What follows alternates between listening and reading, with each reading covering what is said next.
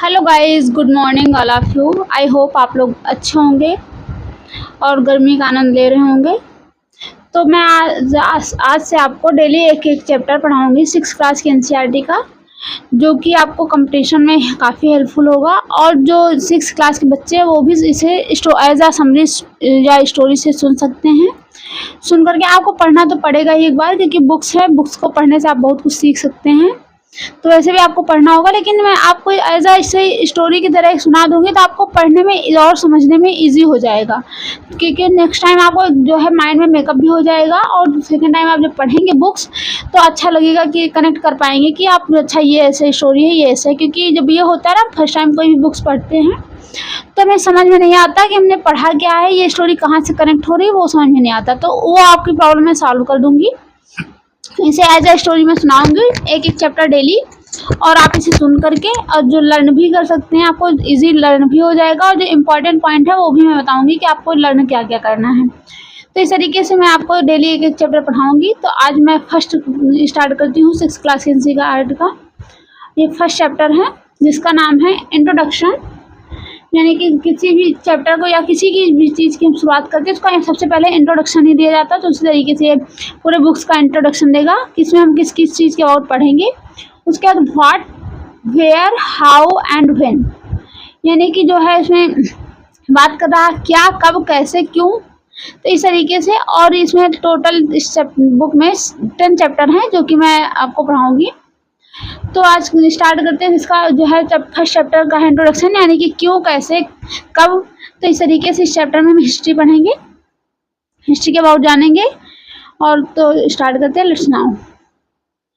There are several things, यानी कुछ वस्तुएं होती वी कैन फाइंड, हम पाए। यानी कि जैसे पहला टॉपिक है कि what can we know about the past, हम अपने अबाउट पास्ट के अबाउट कैसे जान सकते हैं। तो हमको किसी चीज़ के अबाउट जानना होगा तो उसके पहले जो ओल्ड थिंग्स हैं उसी से वो लगाएंगे अनुमान। तो उसी तरीके से हमको मिला काइंड्स ऑफ क्लोथ, यानी कई प्रकार के कपड़े मिले, पुराने घर मिले। उसके साथ जो है तो हमको लगा कि यहाँ कोई रहता था। We can find about lifes of the hunter, यानी तो हम जिन जो है हंटरों के विषय में हमको जिससे पता चला कि यानी उस टाइम हंटर रहते थे। यानी मेरे पास्ट में जैसे कि हम लोग तो नॉर्मल लाइफ सर्वाइव करते हैं, तो इससे पहले जो है हंटर यानी कि शिकारी रहते थे। फिर हर्डर्स यानी जो जानवरों को पालने वाले, फार्मर्स यानी किसान जैसे अभी भी होता है। उसके बाद रूलर्स यानी राजा होते थे। उसके साथ मर्चेंट यानी व्यापारी होते थे। प्रीस्ट यानी जो पुजारी होते थे, मंदिर में पूजा, मस्जिद में जो भी मतलब जिसका रिलीजियस वो जो है होता है, तो वो रिलीजन पीपल होते थे। उसके साथ क्राफ्ट पर्सन भी होते थे, आर्टिस्ट भी होते थे। और उसके बाद म्यूजिशियन यानी जो गाना बजाने वाले, साइंटिस्ट, इस तरीके से पहले भी लोग होते थे। ऐसा तो है नहीं कि जो है हम लोग आज ही देख रहे हैं, तो ये तो बहुत पुराने थिंग जो है वो है कि बस आज डेवलप हो गया है सब चीज़ें। तो हम जो है इस तरीके से पाए कि उस टाइम जो है बच्चों के खेलने के लिए जो गेम होते थे, स्टोरीज होती थी, वो उनको सुनाया जाता था। प्ले देसा और सॉन्ग्स, यानी उस टाइम भी ड्रामा होता था पहले, जैसे कि अब होता है कि हम लोग फ़ोन पे देखते हैं ड्रामा या फिर मूवीज़, तो वो पहले रियल में होती थी, प्रैक्टिकली सबको दिखाई जाती थी। तो वो होता था कि जैसे कुछ गांव में एक हो गया, हर गांव में, तो इस तरीके से होता था। तो पहले सोशल मीडिया वाला सिस्टम तो था नहीं। तो आगे हम बात करिए जो है क्या मतलब हमें कैसे पता चला। उसके बाद कहते हैं वेयर डिड पीपल लाइव, यानी व्यक्ति पहले रहते कहाँ थे। तो जो है इसे पहले रहने के लिए होता था पीपल को। अभी भी जैसे हम पानी ढूंढते हैं कि पानी कहाँ है, यहाँ पर थोड़ा सा जियोग्राफिकल एरिया अच्छा हो, यानी कि मौसम भी नॉर्मल हो, कि नहीं कि एक्सट्रीम गर्मी पड़ती हो या एक्सट्रीम ठंडी पड़ती हो, जहाँ रहना मुश्किल हो जो है। और दूसरी बात, हम पानी की व्यवस्था देखते हैं कि पानी है कि नहीं है। तो इस तरीके से पहले भी व्यक्ति देखते थे। तो बैंक ऑफ दिस रिवर, यानी कि पहले होता था, पहले व्यक्ति कुछ मतलब नदियों के किनारे रहना पसंद करते थे, क्योंकि पहले नल वाला सिस्टम तो था नहीं कि हर जगह मिल जाएगा। तो उसके सेवरल 100,000 ईयर, यानी कि पहले हजारों लाखों साल पहले की बात करता है। तो पीपल स्किल्ड गिदरर्स, यानी पीपल जो है पहले स्किल्ड होते थे। गिदरर यानी कि पहले वो भोजन को इकट्ठा करते थे। People who gathered their food, यानी जो अपना फूड इकट्ठा करते थे वो भोजन वो नदी के किनारे ही रहेंगे, क्योंकि नदी के किनारे होता था। तो पहले जो क्राप तो होती नहीं थी, पर जो है जैसे कि अब होता है हम बुआई करते हैं तो नॉर्मली क्राप उग जाती। पहला ऐसा तो था नहीं, तो इस तरीके से हम मछलियों पर डिपेंड होते थे, जानवरों पर डिपेंड होते थे। उसके साथ साथ जो एग्रीकल्चर ऑटोमेटिक यानी कि जो नेचुरली प्रोड्यूस हो जाता था उसे खा लेते थे, तो इस तरीके से था। तो उसके बाद आगे हम बात करें तो they knew about the vast wealth of plant, यानी कि जो है इन द सराउंडिंग फॉरेस्ट, यानी फॉरेस्ट एरिया में सर्वाइव करते थे क्योंकि उसके फ्रूट्स वो कलेक्ट करते थे, उसकी रूट्स कलेक्ट करते थे, और जो है उसके साथ साथ मेडिसिन भी उसी का यूज़ करते थे। इस तरीके से वो अपना भोजन, मेडिसिन सब कुछ उसी से यूज़ करते थे। उसके बाद दे आल्सो हंटेड एनिमल, और जानवर भी जो है जंगलों में रहते थे, तो जंगल से जो है जानवर भी इनको मिल जाते थे जिनको हंटिंग करते थे। तो इस तरीके से आगे हम बात करें तो सुलेमान किर्थर हिल्स है जो कि नॉर्थ वेस्ट में पाई जाएगी, आपको यहाँ दिखाए हैं तो सुलेमान किर्थर ये है। तो ये करंट टाइम में तो आप देखेंगे तो पाकिस्तान में एरिया आ जाता है। ये सुलेमान किर्थर हिल्स है। यहाँ पर पहले व्यक्ति रहते थे क्योंकि पहाड़ियाँ थी और फॉरेस्ट भी थे, तो पीपल यहाँ सर्वाइव करते थे। उसके आगे हम बात करें तो areas where women and men first began to grow crop wheat and barley, यहाँ यानी कि सबसे पहले व्हीट और बार्ले जो है मेन और वीमेन ने मिलकर के उगाया था। यहाँ पर सबसे पहले खेती की गई थी 8000 ईयर्स अगो लोकेटेड है, यानी कि 8 से 8000 साल पहले की बात करता है, यानी कि तब जो है बार्ले और व्हीट उगाया गया था। उसके आगे हम बात करें तो rearing animals like sheep, goats, cattle lived in village, यानी कि पहले जो है व्यक्ति जो रहते थे वो पालते थे सीप, यानी कि जो भेड़ होती है उनके बालों से कपड़े बन जाते थे, और उसके बाद गोट होती थी जो कि हमें एज आ मिल्क प्रोवाइड करवा देती थी, कैटल होते थे जो कि मिल्क प्रोवाइड कराते थे। उसके साथ वो जो है विलेज में भी रहना स्टार्ट किया, क्योंकि जो ये होता है ना कि हम जब जानवर रेयर करते हैं एनिमल्स को तो उनको हम डेली हमेशा लेकर के जा नहीं सकते हैं, तो इस तरीके से उन लोगों ने एक विलेज एज अ विलेज की तरह जो है नोमैडिक से जो है विलेज में जो सेटल हो गए। उसके आगे हम बात करें तो locate Garo hills of the north east Vindhyas and central India की हम बात करें तो गारो ये है जो करंट टाइम में मेघालय में आपको और असम की पहाड़ियाँ मिल जाएगा, और जो है ये विंध्यान हिल्स ये महाराष्ट्र मध्य प्रदेश में है, जो है बहुत ज़्यादा फेमस हिल्स है। यहाँ बात करें तो अदर एरियाज जैसे कि इसमें बहुत सारी पहाड़ियाँ मैं आपको उसे दिखाऊंगी। तो एग्रीकल्चर सबसे पहले यहाँ पे डेवलप होने लगा क्योंकि पहाड़ियाँ तो थी, थोड़ा सा फर्टाइल एरिया भी था, पानी की सुविधा थी। उसके आगे हम बात करें तो प्लेस वेयर राइस, यहाँ पर जाने की राइस सबसे पहले उगाया गया था नॉर्थ ऑफ द विंध्यास, यानी विंध्य हिल से। ये देखिए यहाँ पर सबसे पहले जो है राइस उगाया गया था। उसके आगे हम बात करें trace the river Indus and it's tributaries, यानी कि जो इंडस रिवर है ये आपको दिखाएं थोड़ा मैप में, तो ये जो इंडस रिवर निकली हुई है ये आई है, और इसकी ट्रिब्यूटरीज अभी तो जैसे इंडिया से 5 ट्रिब्यूटरी इंडिया से जाकर के ही मिलते हैं, जैसे झेलम, चेनाब, रावी, ब्यास, सतलज, तो 5 ये नदियाँ मिलती हैं जाकर के ट्रिब्यूटरी। यानी ट्रिब्यूटरी मीन्स होता है सहायक नदियाँ, यानी कि जो एक नदी यहाँ से निकले दूसरी नदी में जाके मिल जाए तो उसको हम ट्रिब्यूटरी कहते हैं। तो इस तरीके से 5 रिवर इसकी थी, और ये जो कि इंडिया की सबसे बड़ी रिवर है और जो है वह एशिया की शायद 3-4 नंबर पे आती है, ऐसा कुछ करके है।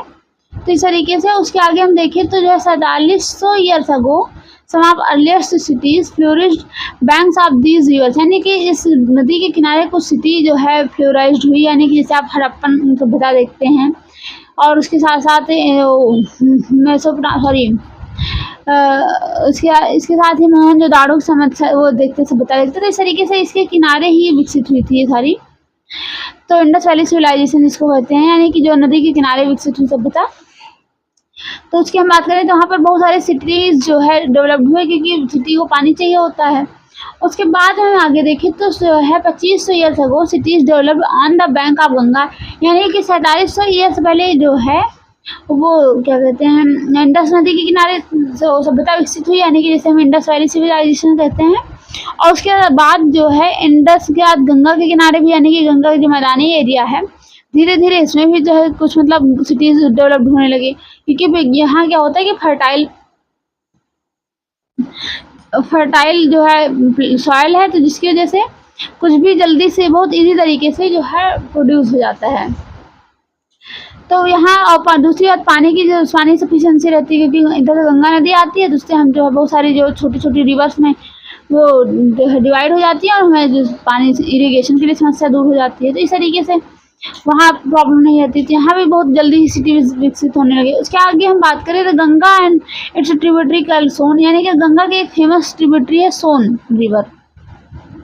उसके किनारे की हम बात करें तो जो है area the river south of the Ganga was named मेघना, मगध, सॉरी जो गंगा नदी है जो यहाँ से निकलती है और पहले उत्तराखंड फिर यूपी, फिर उसके आगे जो है बिहार जाती है, तो बिहार के पहले बिहार के एरिया को हम मगध कहते थे, तो वहाँ जाकर के मिलती है। और उसके बाद जो है स्टेट ऑफ बिहार, यानी कि जिसको हम आप बिहार कहते हैं, पहले मगध कहा जाता था। Its rulers were very powerful, यानी कि मगध राज्य तो अपने टाइम में बहुत ज़्यादा पावरफुल रूलर रहा है, क्योंकि यहाँ पे मैक्सिमम हर कई डायनेस्टीज आई जिसमें जो है कुछ ना कुछ फेमस रूलर थे। एज लाइक आप देख सकते हैं सबसे ज़्यादा तो आप किसी को भी ना जानते होंगे तो ग्रेट अशोका को तो जानते होंगे, अशोक महान, यानी कि बिंबिसार, बिंदुसार, चंद्रगुप्त, तो ये सारे जो है उसी टाइम के वहाँ के हैं। और चंद्रगुप्त जो गुप्त वंश के जो है चंद्रगुप्त फर्स्ट और इसको स्कंदगुप्त और उसके समुद्रगुप्त, चंद्रगुप्त सेकंड, यानी कि ये सब बहुत फेमस रूलर रहे हैं वहाँ से मगध के, तो आप इसके बारे तो जानते ही होंगे। और उसके आगे हम बात करें पावरफुल था लार्ज किंगडम, यानी कि मगध एरिया ऐसा था यहाँ की जो है राजा बैठता था, शासन करता था, और धीरे धीरे वो जो है इधर वेस्टर्न इंडिया और इधर जो है सेंट्रल इंडिया तक उसका प्रभाव रहता था, यहाँ तक कि साउथ इंडिया तक भी उसका इन्फ्लुएंस रहता था। ये है साउथ में थोड़ा सा राजाओं का कम रहा है, इधर नॉर्दर्न वालों का जो है, बट काफ़ी हद तक यहाँ केरला तक पहुँच जाते थे, यहाँ जो है आंध्रा तक, यहाँ तक जो है मैक्सिमम शासन करते थे। उसके आगे हम बात करें तो kingdoms were setup other parts of the country, यानी फिर धीरे धीरे अदर कंट्री में भी, सॉरी जो कंट्री के अदर पार्टों में भी जो है वो मतलब स्टेट्स विकसित होने लगे। फॉर पीपल ट्रेवल, अब पीपल ट्रेवल करता था क्यों था, यानी कि उस टाइम भी होता है अभी भी होता है, माइग्रेट क्यों करते हैं एक जगह से दूसरी जगह पे। सबसे ज़्यादा प्रॉब्लम हमें जो है पर्पज़ ऑफ लाइवलीहुड होती है, हमें लाइवलीहुड सबसे ज़्यादा अर्न करने के लिए हम एक जगह से दूसरी जगह ट्रेवल करते हैं। सेकेंड मैटर ये होता है जैसे कि इसमें भी बताया गया है कि यानी कि hills and high payable mount including Himalaya, यानी कि इंडिया में तो आपने देखा ही है कि 2400 किलोमीटर, सॉरी 2400 किलोमीटर तक फैला हुआ है ये हिमालयन रेंज। और उसके बाद तो हिमालय की बात करें तो हाँ इंडिया में हिमालय भी है, डिजर्ट भी है, रिवर्स भी हैं, सी भी है। तो जर्नी करने में जो ये सब थोड़ा सा पहले जब सिस्टम नहीं था तो डेंजर होता था, क्योंकि पीपल के पास जानवरों से सवारी करता था, जो है जानवरों से ट्रेवल करता था, तो जानवर पानी में कूद नहीं चल नहीं सकते हैं। डिजर्ट में भी ऊँट किसी और जानवरों को चलने में प्रॉब्लम होती है। रिवर्स में तो हम तैर नहीं सकते हैं, जानवर भी नहीं। सी तो सब उसी तरीके से नहीं, उस टाइम भी बहुत ज़्यादा प्रॉब्लम थी, क्योंकि जो है लोगों के पास टेक्नोलॉजी नहीं थी। जो जर्नी डेंजरस एट टाइम, यानी कि उस टाइम अगर जर्नी करना भी थोड़ा सा डेंजर होता था, बट पीपल करते ही थे। नेवर इम्पॉसिबल, बट इम्पॉसिबल नहीं था।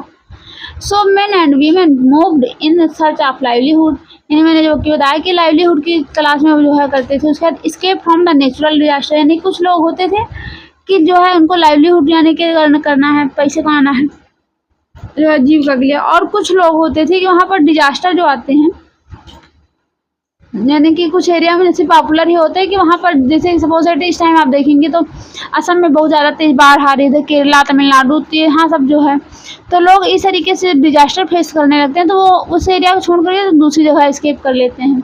तो उसकी जैसे फ्लड एंड ड्राफ्ट्स, यानी कि जहाँ सूखा पड़ जाता है, तो इस तरीके से। उसके आगे हम बात करें समटाइम मीन्स मार्च इन आर्मीज, यानी कुछ टाइम समय व्यक्ति जो है ट्रेड करने के लिए जो है आर्मी या फिर जो युद्ध करते थे आर्मी के साथ, उस तरीके से आगे अदर्स लैंड, यानी कि जहाँ पर युद्ध भी होता था वहाँ से लोग जो है ट्रेंड कर माइग्रेट कर जाते थे। Merchants travelled with the Karwan, यानी मर्चेंट को मैंने आपको बताया कि जो है वो क्या होता है कारवां, यानी कि भीड़ में यात्रा करते थे। सॉरी क्या करते हैं जो बिजनेसमैन होते थे, जो है व्यापारी जिसको कहा जाता है, तो यानी कि वो भीड़, यानी कि कम से कम जो है 50, 200, 300 लोग इस तरीके से इकट्ठा मिल करके तो वो एक एरिया से दूसरे एरिया में जाते थे। क्या होता था कि जो है 1 ऊँट, 2 ऊँट, 3 ऊँट, यानी कि 1 ऊँटों से सवारी मैक्सिमम की जाती थी, क्योंकि उसके पैर बड़े होते तो जल्दी चलता है, तो उसे सवारी करते थे, उसे अपना सामान लाद करके, तो लंबे काफ़ी लोगों के साथ जो है, कम से कम सिंगल पर्सन कोई नहीं करता था, तो कारवां करते थे, ताकि अगर सपोज दैट रास्ते में कोई अटैक हो, कुछ भी हो, तो एक दूसरे की हेल्प कर सकें। कैरिंग वैल्यूबल गुड्स, यानी कि बहुत सारा सामान लेकर के प्लेस टू प्लेस, एक स्थान से दूसरे स्थान पे जाते हैं, जैसे कि अभी भी हॉकर होते हैं ना, साइकिल में सामान रख के बेचते हैं, तो उस तरीके से। उसके बाद रिलीजियस टीचर जो होते थे, रिलीजियस टीचर यानी जो धार्मिक शिक्षक होते थे, वो भी एक विलेज से दूसरी जगह विलेज जो है मतलब वो करते थे, ट्रैवल करते थे और लोगों को सिखाते थे। टाउन से town stopping offer the instruction यानी इंस्ट्रक्शन देते थे। एडवाइस ऑन द वे यानी कि आगे रास्ते पे चलने के लिए एडवाइस भी देते थे। Finally people perhaps travel driven by the speed of adventure wanting discover new and existing places यानी कि व्यक्ति के इन्हीं सब की चाह की वजह से लोगों ने ट्रेवल किया और धीरे धीरे पूरे इंडिया में फैल गया। All these let the sharing ideas between और धीरे धीरे लोगों के विचार एक दूसरे से फैलने लगे। उसके आगे हम बात करें why do people travel now days यानी कि अब के समय में व्यक्ति क्यों ट्रेवल करना चाहता है। अगर हम उसकी बात करें तो hills mountains and seas from the natural frontiers of the subcontinent यानी कि अगर देखा जाए तो इंडिया कुछ ऐसे है, मैं थोड़ा सा ऐसे बताऊँ अपनी कलाकारी दिखाऊँ तो जैसे ये है इंडिया, ठीक, ये इंडिया है और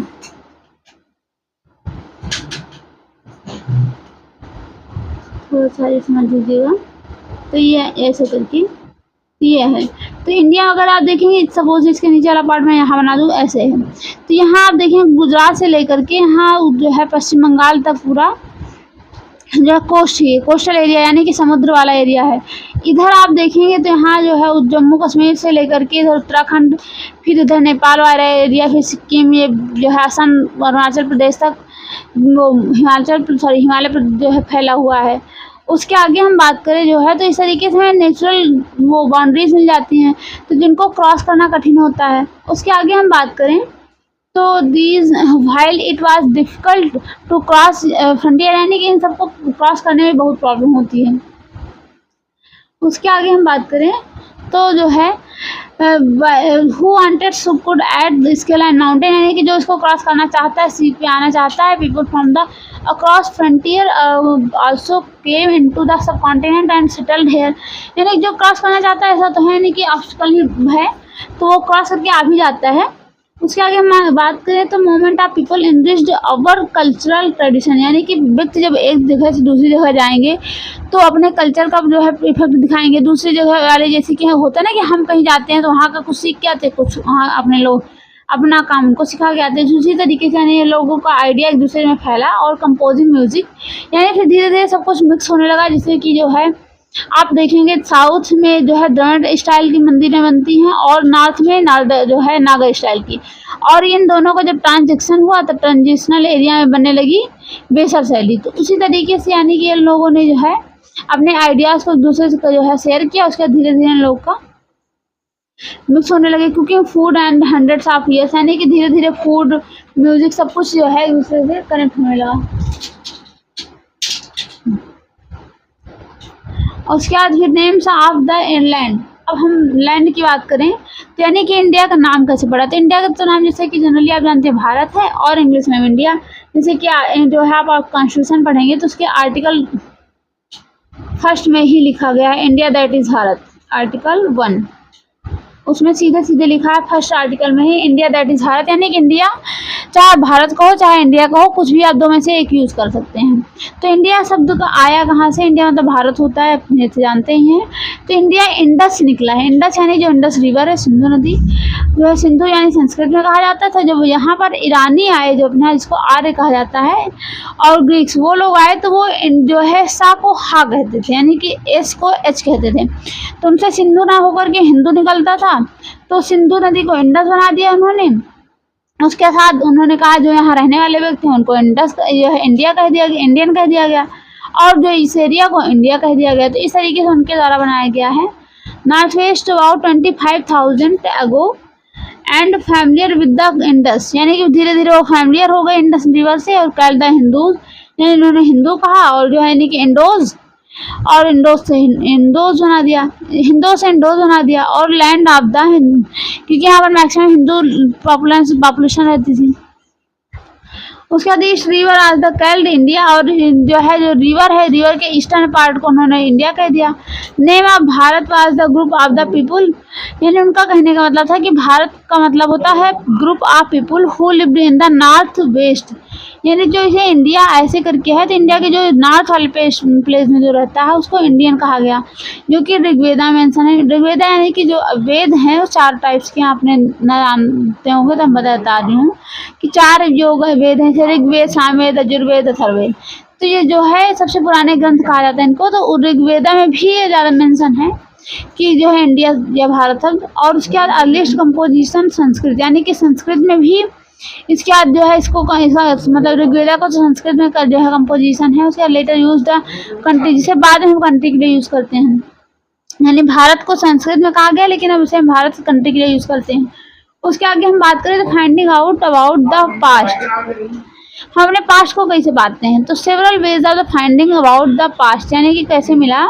तो सर्च आप फॉर द रीड बुक्स, यानी कि हम रिटर्न लॉन्ग अवे गो, यानी कि हमने जो है बुक्स को सर्च की जो कि बहुत पुराने टाइम में लिखी गई थी। पहले मैन्युस्क्रिप्ट यानी कि हैंड से लिखी गई बुक होती थी, रिटन बाय हैंड जो है, जिसको मैन्युस्क्रिप्ट कहते थे। मैंने मतलब हैंड, स्क्रिप्ट मतलब लिखा गया था, यानी कि पहले हाथ से लिखी गई होती थी बुक्स, जो कि पाम लीफ पे लिखी जाती थी, या prepared bark of the tree, यानी कि पाम लीफ यानी कि जो एक वो होता है मेटल का एक प्लेट, उस पर लिखी जाती थी, या फिर पाम लीफ यानी पाम के पेड़ पर पत्तियों पे लिखी जाती है, या फिर बार्क ऑफ द ट्री यानी ट्री के छाल पे लिखी जाती थी। तो इस तरीके से जो हिमालय में पाए जाते थे, थोड़ा लंबे टाइम तक चलने वाले जो ट्रीज होते थे उनकी जो है छाल को ले आकर के लिखा जाता था। जैसे कि एक ये लिखा है, कुछ भी है इसका पता नहीं क्या लिखा है, लेकिन इस तरीके से मैन्युस्क्रिप्ट लिखी जाती थी। मैन्युस्क्रिप्ट में जो क्या लिखा होता था कि उस टाइम जो फेमस वर्क होता था उसी को जो है मंत्री या फिर जो लेखक होते कनेक्ट कर देते थे। उसके आगे हम बात करें तो ओवर द ईयर्स, यानी पूरे साल many manuscript were eaten by insect, यानी कि बहुत पुरानी पत्तियों और जानवर मतलब उसे छाल पे लिखा गया तो धीरे धीरे इंसेक्ट उसे खा जाते हैं, फिर धीरे धीरे ऑटोमेटिक खराब हो जाती है। तो इस तरीके से बहुत सारी गायब हो गई। प्रिजर्व द टेम्पल्स, यानी कि कुछ हमें टेम्पल्स से मिली तो हमने उसको संजो कर रखा है। अब इसके आगे बात करें तो books deals with all kinds of the subject, यानी उस टाइम में बुक्स सभी सब्जेक्ट मतलब सभी रिलीजन को डील करने आई थी, जैसे कि religious belief, practice, the leaves of king, medicine and science, यानी इस तरीके से बुक्स भी लिखी जाती थी और जिनको वो संभाल कर रखा जाता था। यानी मेडिसिन पे लिखी जा रही है, विश्वास पे लिखी जा रही है, प्रैक्टिस पे लिखी जा रही है, लाइफ ऑफ द किंग्स पे लिखी जा रही थी, इस तरीके से।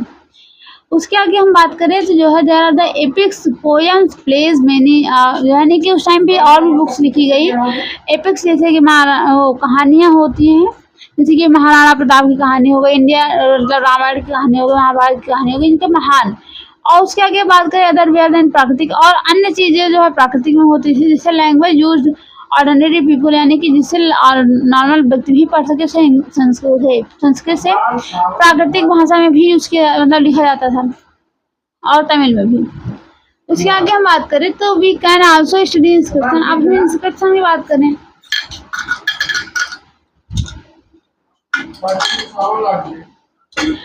यानी कि हमने इंस्क्रिप्शन के और सारे कुछ पढ़ लिया है। और इंस्क्रिप्शन की बात करें यानी जो पत्थरों पर लिखा गया अभिलेख,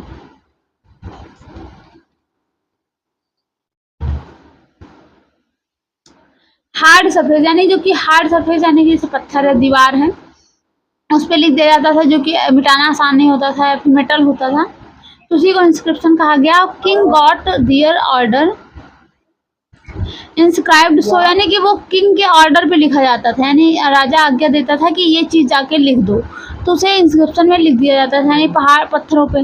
जैसे कि आप देखा होगा ये अशोकन पिलर्स हैं, या फिर जो है महरौली का जो है चंद्रगुप्त द्वितीय का पिलर है, उसमें भी इंस्क्रिप्शन यानी राजा ने कुछ आदेश दिया, उसको लिख दिया गया, तो आज तक उसे पढ़ने की कोशिश की जा रही है। तो इस तरीके से जो है उसे लंबे टाइम तक रुकने के लिए जैसे लिखवाया जाता था कि लंबे टाइम तक बना रहे।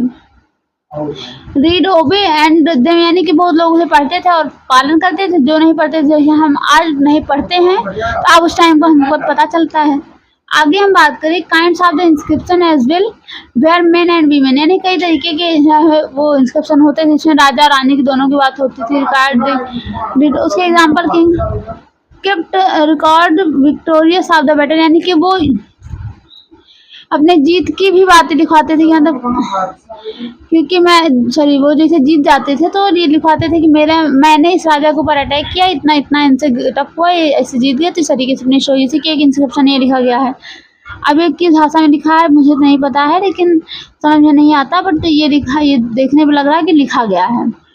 आगे हम बात करें, there are many other things but made the use past, यानी कि इस तरीके से हमने अपने पास्ट को जानने की कोशिश करी और उसके जिसको आर्कियोलॉजिस्ट के तहत के मतलब उससे हम सेल्फ तो उसे नहीं कर सकते थे, लेकिन आर्कियोलॉजिस्ट ने सर्च करके हमें दिया तो हमें पता चला। Remaining buildings made stone BRICS, यानी जो उस टाइम की बिल्डिंग्स होती थी मैक्सिमम टाइम वो होता था कि जो है स्टोन से बनी होती थी या फिर ईंट से भी बनी होती थी। पेंटिंग स्कल्पचर, यानी कि पेंटिंग भी उस टाइम बनाई जाती थी और स्कल्पचर यानी मूर्तियां भी बनाई जाती थी। उसके आगे हम बात करें तो दे आल्सो एक्सप्लोर्ड एग्जावेट, यानी कि इसे भी खोद दिखा गया कि खुडिंग under the surface of the earth, यानी अर्थ के अंदर भी खुदाई करके देखा गया है। टू फाइंड टूल्स, यानी उसमें जो है टूल्स मिले हैं, वेपन्स मिले हैं, पॉट्स, पैंस, ऑर्नामेंट, पाइंस, यानी इस तरीके से पता चलता है कि वो इन सब चीज़ का भी यूज़ करते थे। सम दीज ऑब्जेक्ट में बी मेड इन स्टोन, यानी कि कुछ जो है ऑब्जेक्ट हमें स्टोन के बने मिले हैं, कुछ आयरन के बने मिले हैं, कुछ हमें जो है मिट्टी के मिले हैं। उसका जो है object that are made hard imperishable and sustainable usually survive for the long time, यानी कि वो जो होते थे वो इतनी जल्दी ख़राब ना होने वाले होते थे। उसके आगे जैसे आप इस फिगर में देख सकते हैं उस टाइम का पॉट है, ये सील्स हैं, यानी कि इस तरीके से कुछ बनी होती थी सील्स, यानी कि जो मुहर। Archaeologist also look for bones, यानी आर्कियोलॉजिस्ट ने हड्डियों से भी देखा कि जानवरों की हड्डियां हैं, उसमें पक्षी की हड्डियां हैं, फिश की हड्डियां भी पाई है। और जो है एट द प्लास्ट, यानी उस टाइम पता चलता है कि लोग ये सब भी खाते थे। A plant remain survive for rarely if seed, grain, piece of wood been burnt, यानी कि जो है उस टाइम क्या होता था कि सीड ऑफ ग्रेन जो है, यानी कि जो ग्रेन का जो है सीड होता था या फिर जो है would say you survive the chair from, यानी कि वो जो एक दूसरे खेलने में भी मतलब यूज़ करते थे और सर्वाइव जो यानी कि जैसे कि होता ना कि अब कंचे खेलते हैं तो कंचे वाला नहीं था तो पहले वो सीड यूज़ करके खेलते थे। इस तरीके से भी उनका रहा। और से हिस्टोरियन से पता चला कि जो है स्कॉलर्स हु स्टडी पास्ट, यानी जो स्कॉलर्स होते हैं विद्वान जो होते हैं वो हमारे पास्ट को जो है स्टडी करते हैं और उसके बाद often word source refer to the information found the manuscript, यानी कि वो जो है जो मतलब हिस्टोरियन ने मैन्यूस्क्रिप्ट से पढ़ करके भी कुछ सूचनाएं निकाली और उसका इंस्क्रिप्शन एंड आर्कियोलॉजिस्ट और उसका जो है इंस्क्रिप्शन में भी उन्होंने कुछ संशोधन किया कि ये ऐसे ऐसे होना चाहिए इस तरीके से। वन सोर्स ऑफ फाउंड, यानी सोर्स मिला learning about the past become an adventure we constructed,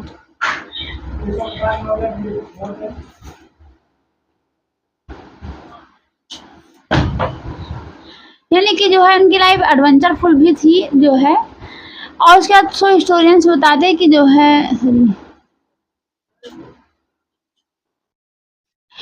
है सो स्टूडेंट्स का आर्कियोलॉजिस्ट का detective who use these source like clues find about the और पास्ट, यानी उस टाइम पे युद्ध होता था तो इन सब चीज़ों का यूज भी किया जाता था। आगे हम बात करें तो वन पास्ट आर मैनी, यानी कि अब हम बात करें कि एक ही पास्ट हम लोगों का था या बहुत सारे पास्ट थे। पास्ट मतलब हमारा बीता हुआ टाइम। तो उसके आगे हम बात करें past in plurals draw attention to the fact that past was different for the different groups of the people, यानी कि क्या होता है ना कि हम कभी इनके बारे पढ़ते हैं कभी उनके बारे पढ़ते हैं, लगता है हमें एक टाइम आता है कि भाई हमने हिस्ट्री से पढ़ी किसके बारे पढ़ी क्या है, वो पास्ट एक ही है कि वो हिस्ट्री हमारी कितनी बड़ी हो गई थी। इन सब चीज़ों का जो कंफ्यूजन रहता है तो हिस्टोरियन ने इस पर ध्यान दिया और सीधे सीधे उन्होंने फैक्ट बताना स्टार्ट किया कि 2003 में इतना, 2004 में इतना, 2010 में इतना, सीधे सीधे उन्होंने जो है फैक्ट बताना स्टार्ट किया। उसके बाद से जो है जिसका अर्थ होता है मतलब कि ग्रुप जो है बीच में छोटे छोटे ग्रुप बने जिसमें जो होता है ग्रुप्स ऑफ पीपल, यानी कि जैसे कोरोना टाइम में लोगों ने ग्रुप बना के अपने घर में ही बात करी कि जो है खेला कूदा इस तरीके से, तो जो है उसको बताया गया। उसके बाद for examples the leaves herders are farmers were different from those kings and queens, यानी कि उन्होंने कहा कि herders are farmers were different है, यानी कि जो फार्मर्स होते थे वो किसानी करते थे, मतलब खेतों में काम करते थे। हर्डर्स जो जानवर को पालते थे। तो यानी इन लोगों की लाइफ दोनों की अलग है, बस डिफरेंस इतना है कि जो है किंग्स फार्मर्स मतलब हर उसमें हाँ तो उस टाइम मतलब सॉरी द लिव्स यानी कि हर्डर और फार्मर्स भी होते थे। उसके बाद different from the king and queen's भी जो है मतलब किंग और राजा और रानी में भी डिफरेंस होता था। People life of the merchant were different from those of the craft person, यानी क्राफ्ट पर्सन और मर्चेंट में भी डिफरेंस होता था। इस तरीके से यानी कि हर पर्सन अलग अलग है। उसके बाद आल्सो ट्रू इवन टूडे, यानी कि उस टाइम सत्य था या आज सत्य है। तो आज की हम बात करें तो पीपल फॉलो डिफरेंट प्रैक्टिसेज, यानी व्यक्ति जो होता है वो विभिन्न तरीके के धर्म फॉलो करता है, customs in different part of the country, यानी कंट्री के विभिन्न पार्ट में। अब उदाहरण के लिए देखा जाए तो today most people living in Andaman Nicobar, यानी बहुत सारे लोग जो है अंडमान निकोबार में रहते हैं। उसके बाद there on food by fishing, यानी उनका एक प्रमुख भोजन है तो फिशिंग है। हंटिंग और कलेक्टिंग द फॉरेस्ट, यानी कि वो हंटिंग पे जीवित है, उसके बाद फूड कलेक्ट करके या मछलियाँ कलेक्ट करके खाते हैं। और उसके बाद by contrast most people living in the city, यानी बहुत सारे व्यक्ति जो सिटी एरिया में रहते हैं वो डिपेंड अदर जैसे कि supply of food difference such as these existed in the past as well, यानी कि जो है बहुत सारे लोग उसे फॉलो करते आ रहे हैं, बहुत सारे लोग उसे अच्छा बना के खा रहे हैं। उसके आगे हम बात करें तो there is another kind of difference.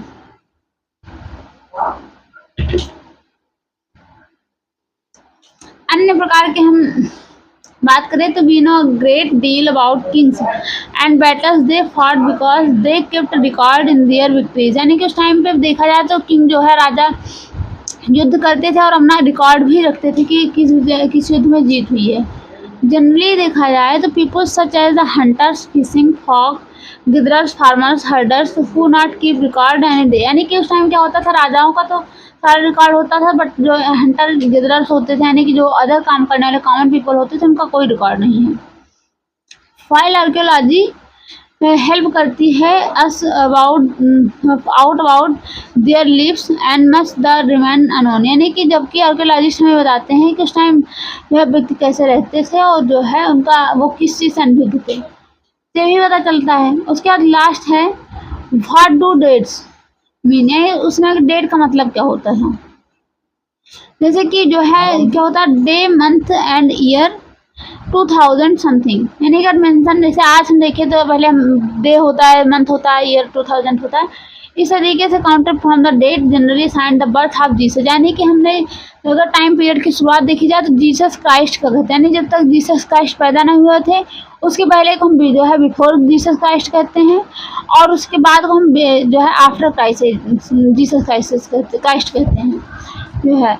तो उसके आगे जैसे कि जो है 2000 means 2000 years after the birth of Christ, यानी जो कि मैंने बताया कि जब जीसस क्राइस्ट पैदा हुए उसके बाद को जैसे हम आज को है तो 2000 ईयर, यानी कि जीसस क्राइस्ट को पैदा हुए 2000 साल हो गए हैं। और उसके पहले बात करें तो उसके बाद पैदा हुए थे। इस तरीके से जो है वो जीसस क्राइस्ट की बात करता है, जिसे जो बी से लिखा होता है बिफोर क्राइस्ट, एडी लिखा होता है एडमिनो इरा कहा जाता है। Counted backward usually harder letters, यानी वही जो मैंने बताया। और बुक वेल रेफर, जब बुक जो रेफर करता है date going back from the present 2000, यानी जब हमने बीसी बात करी उसके पहले की बात करता है जब जीसस क्राइस्ट पैदा हुए थे। तो उसी तरीके से अब लास्ट में वही जीसस क्राइस्ट का है कि वो पैदा जब हुए तो आप कैसे कहा जाता है। ईडी का मतलब होता है, सी का मतलब होता है क्राइस्ट इरा, एडी का मतलब होता है एनो डोमिनी, इसका मतलब होता है in the year of the Lord, यानी भगवान के साथ टाइम के समय। इस तरीके से है छोटा सा आप देख लीजिएगा। बीसी का मतलब बिफोर कॉमन इरा, इस तरीके से सी का मतलब कॉमन इरा, यानी इसी तरीके से बताया गया है। तो इस तरीके से आपका चैप्टर खत्म होता है। फिर आपको मिलते हैं नेक्स्ट चैप्टर में, तब तक के लिए थैंक यू।